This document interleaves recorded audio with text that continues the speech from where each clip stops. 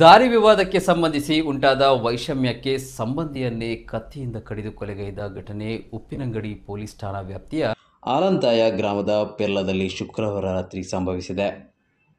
ಆಲಂತಾಯ ಗ್ರಾಮದ ಪೆರ್ಲ ನಿವಾಸಿ ರಮೇಶ್ ಗೌಡ ಅವರು ಕೊಲೆಯಾದವರು. ಅವರ ಮನೆ ಸಮೀಪದ ನಿವಾಸಿ ದೂರದ ಸಂಬಂಧಿಯೂ ಆಗಿರುವ ಹರೀಶ್ ಗೌಡ ಕೊಲೆಗೈದ ಆರೋಪಿ.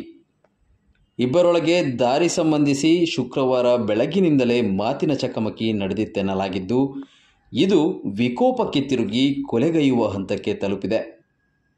ಪೆರ್ಲ ದೇಗುಲದಲ್ಲಿ ಶುಕ್ರವಾರ ರಾತ್ರಿ ನಡೆಯುವ ಭಜನಾ ಸೇವೆಯಲ್ಲಿ ಭಾಗವಹಿಸುವ ಸಲುವಾಗಿ ಹೂವುಗಳನ್ನು ಸಂಗ್ರಹಿಸಿ ಬೈಕ್ನಲ್ಲಿ ಮನೆಯಿಂದ ಸುಮಾರು 50 ಮೀಟರ್ ದೂರಕ್ಕೆ ಹೋದಾಗ ಅಲ್ಲಿಗೆ ಮೊದಲೇ ಬಂದು ನಿಂತಿದ್ದ ಹರೀಶ್ ಗೌಡ ಕತ್ತಿಯಿಂದ ಕಡಿದಿದ್ದಾನೆ. ಹಲ್ಲೆಗೀಡಾದ ರಮೇಶ್ ಅವರು ಬೈಕನ್ನು ಬಿಟ್ಟು ಓಡಿ ತಪ್ಪಿಸಿಕೊಳ್ಳಲು ಯತ್ನಿಸಿದರಾದರೂ 200 ಮೀಟರ್ನಷ್ಟು ದೂರ ಬೆನ್ನಟ್ಟಿಕೊಂಡೇ ಹೋದ ಹರೀಶ್ ಮತ್ತೆ ಕಡಿದು ಗಂಭೀರವಾಗಿ ಗಾಯಗೊಳಿಸಿ ಹತ್ಯೆಗೈದಿದ್ದ. ಮನೆ ಸಮೀಪ ಬೈಕ್ ಬಿದ್ದಿದ್ದರೆ ಬೈಕ್ನಿಂದ ಸುಮಾರು 200 ಮೀಟರ್ ದೂರದಲ್ಲಿ ಮೃತದೇಹ ಬಿದ್ದಿತ್ತು. ಆರೋಪಿ ಹರೀಶ್ ಗೌಡ ಸ್ಥಳದಿಂದ ಪರಾರಿಯಾಗಿದ್ದಾನೆ. ಪ್ರಕರಣ ದಾಖಲಿಸಿಕೊಂಡಿರುವ ಉಪ್ಪಿನಂಗಡಿ ಪೊಲೀಸರು ತನಿಖೆ ಮುಂದುವರಿಸಿದ್ದಾರೆ.